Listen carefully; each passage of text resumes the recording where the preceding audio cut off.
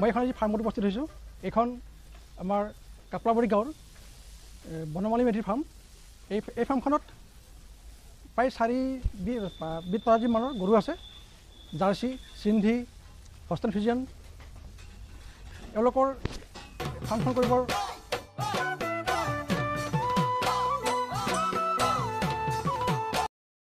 আজি কেইবছৰমান হ'ল। ফাৰ্মখন সুন্দৰভাৱে চলি আছে। প্ৰডাকশ্যনো ভাল।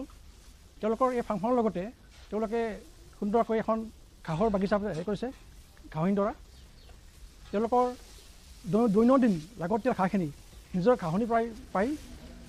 কিন্তু মই দেখিছোঁ এই ফাৰ্মখন অলপমান হেৰি হৈছে যে প্ৰডাকশ্যন মেনেজমেণ্টৰ অলপমান প্ৰব্লেম হৈছে।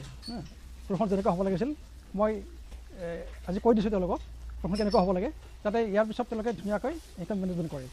তাৰপিছত প্ৰডাকশ্যন সাধাৰণতে কেনেকুৱা হ'ব লাগে? প্ৰডাকশ্যন খহটা হ'ব লাগে, যাতে গৰুটো ক্ষীৰৰ সময়ত বা অন্য লটপটকৰণত পিছলি হ'ব নালাগে। কাৰণ পিছলি গ'লে যাতে কিছুমান প্ৰব্লেম আহি যাব পাৰে, বিশেষকৈ গাভিনী অৱস্থাত। দেখিছোঁ মই মানে প্ৰডাকশ্যন খুব নিমজ, খহটা হ'লে বেছি ভাল হয়। তাৰপিছত ইয়াত তেওঁলোকে গাখীৰ সুন্দৰ প্ৰডাকশ্যন কৰে। গাখীৰৰ প্ৰব্লেম নহয় বিক্ৰী কৰাত, কাৰণ আমাৰ পুৰবী আহি ইয়াৰ পৰা গাখীৰ লৈ যায়। তেওঁলোকে গাখীৰৰ পৰা উৎপাদিত কিছুমান বস্তু উলিয়ায়, যেনে পনীৰ, ঘি, এইবোৰৰ চাহিদা আছে ইয়াত। এইবোৰ তেখেতসকলে বিক্ৰী কৰে।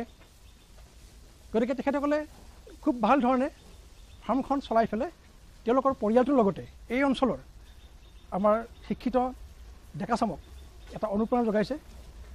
মই ফাৰ্মখন পাই আহোঁ, এওঁলোকৰ যিবোৰ অসুবিধা হয় সেই অসুবিধাবিলাকৰ মানে চিকিৎসা পদ্ধতি দিওঁ। আৰু এইখন ঘৰৰ এটা ভাল কথা যে এইখন ঘৰৰ এজন ল'ৰা, তেওঁ আমাৰ AI টেকনিচিয়ান। তেওঁ ফাৰ্মখনৰ কাৰণে যিখিনি কৰিব লাগে আমাৰ পৰা পৰামৰ্শ লয়।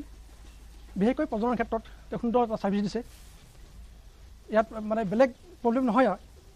বিশেষকৈ ৰিপিট ব্ৰিডিং বা মেষ্টাইটিছ, মিল্ক ফেভাৰ, এইবোৰৰ তেওঁলোকে আগতীয়াকৈ আমাৰ পৰা পৰামৰ্শ লৈ সুন্দৰভাৱে ফাৰ্মখন চলাই আছে। তেখেতসকলৰ ধৰক প্ৰথমতে যিমান আছিল, এতিয়া এই ফাৰ্মখন কৰিয়েই পেলাই উন্নতিৰ পিনে গৈ আছে। 2টাৰ পৰা 4টা, 4টাৰ পৰা 8টা, 8টাৰ পৰা 10টা, এনেকৈ প্ৰায় 16-17টা গৰু আছে। 16টা গৰু পুহিছে। প্ৰডাকশ্যন খুব ভাল। আৰু এই অঞ্চলৰ ৰাইজক ডেকাচামক তেওঁলোকে এটা ধুনীয়া আদৰ্শ দেখুৱাইছে।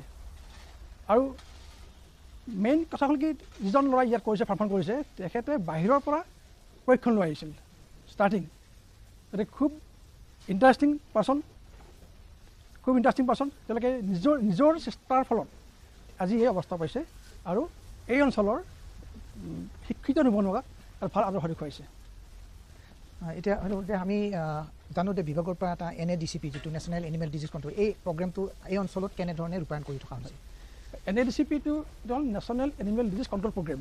ইয়াত সাধাৰণতে 2টা বেমাৰৰ প্ৰতিষেধক দিয়া যায়।